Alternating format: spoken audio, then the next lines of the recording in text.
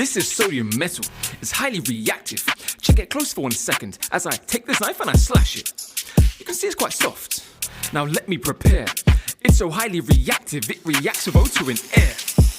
What we're gonna do now is put it in H2O. Don't get close when we do this, there's a chance that it might explode.